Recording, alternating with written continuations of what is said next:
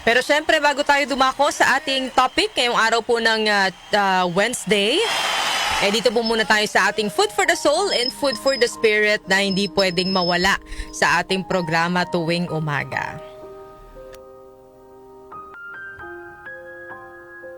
Ang aking pong ibabahagi sa inyo ay tungkol po sa sa jar of fresh and clean water. Ayan, sa isa pong garapon na mayroong fresh at malinis na tubig. Mayroon pong isang malinis na garapon na mayroong fresh at malinis na tubig. Bawat patak ng tubig sa jar ay proud sa kanilang mga sarili dahil nakakapag-ambag sila sa pagiging fresh at malinis ng tubig sa lalagyan. Bawat araw, pinapaalalahanan ng bawat patak ng tubig ang bawat isa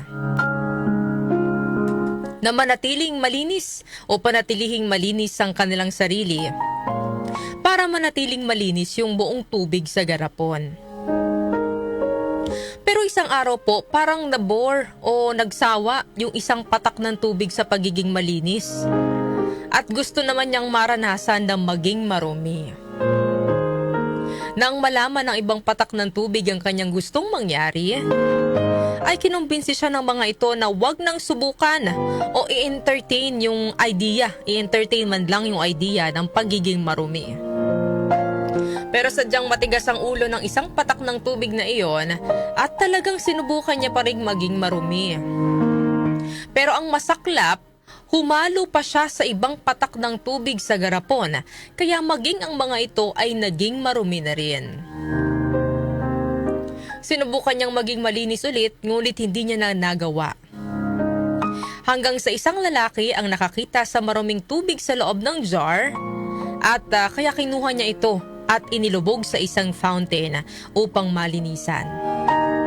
At nang pumasok sa jar ang mas maraming malinis na tubig, ay doon na muling luminis ang lahat ng patak ng tubig sa loob ng garapon.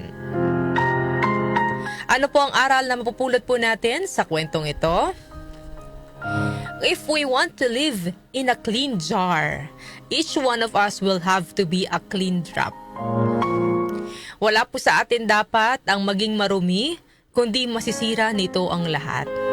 So sabi po, kung gusto po nating mamuhay sa isang malinis na garapon, katulad po nitong mga patak ng tubig, ay ang bawat isa po dapat sa atin ay maging isang clean drop o malinis na patak ng tubig.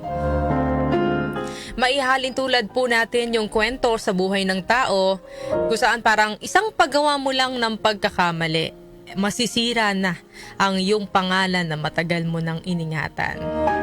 Isang kalokohan mo lang, apektado ang iyong pamilya.